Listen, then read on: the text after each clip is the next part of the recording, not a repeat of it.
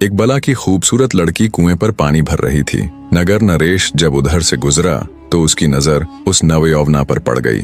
इतनी सुंदर नारी राजा ने अपने पूरे जीवन काल में नहीं देखी थी। पास जा जब राजा ने उस लड़की से उसका नाम पता पूछना चाहा तो बिना कोई उत्तर दिए वो चुपचाप वहां से भाग गई। मंत्रमुग्ध सा हो राजा भी अपने घोड़े पर बैठ लड़की के पीछे पीछे हो लिया। सहमी हुई लड़की भागकर अपने घर में घुस गई और अपने पिता से बोली, पिताजी, कोई अनजान व्यक्ति मेरे पीछे पीछे आ रहा है। लड़की का पिता जब तक कुछ समझ पाता तब तक राजा भी उस लड़की के पीछे पीछे उसके घर के अंदर आ गया। जब लड़की के पिता ने राजा को देखा तो उसने तुरंत राजा को पहचान लिया।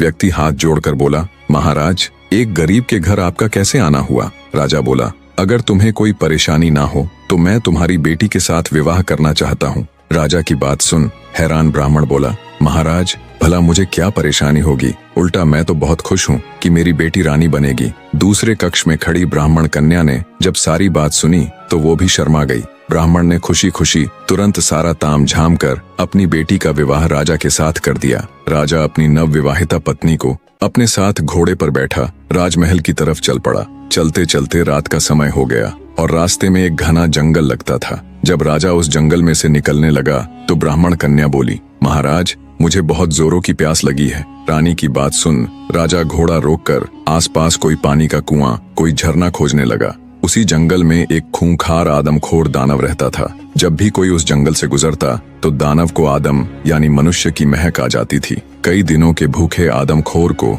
जब मानव गंध आई तो वो खिल उठा और तेजी से गंध की दिशा में बढ़ने लगा। कुछ ही समय में दानव रानी के पास जा पहुंचा। रानी ने जब अपने सामने एक खूंखार आदमखोर दानव को देखा तो उसकी चीख निकल गई। पानी खोजने गया राजा रानी की चीख सुनते ही घबरा गया और तुरंत भागकर वापस आया। देखा तो उसकी नवविवाहिता पत्नी एक खूंखार दानव की कैद में है। राजा हाथ जोड़कर रानी को छोड़ने के लिए दानव के सामने मिन्नतें करने लगा। अब दानव तो कई दिनों का भूखा था, इसलिए उस पर राजा की मिन्नतों का कोई असर नहीं हुआ। तब राजा बोला, सुनो राक्षस, मैं इस नगर का राजा हूँ। अगर तुम मेरी पत्नी को छोड़ दोगे तो मैं हर सप्ताह तुम्हारे भोजन के लिए किसी हष्ट-पुष्ट व्यक्ति को तुम्हारे पास भेज दिया करूंगा। ये मेरा वचन है। दानव सोचने लगा, अगर मैं आज राजा की पत्नी को खा लेता हूँ तो मेरी सिर्फ आज की भूख मिटेगी, पर अगर मैं इसे छोड़ देता हूँ तो हर सप्ताह मुझे बैठे बिठाए ताजा स्वादिष्ट गोश्त खाने को मिलेगा। ये विचार कर दानव ने राजा की पत्नी को छोड़ दिया और बोला, तुम्हारे पास 7 दिन का समय है।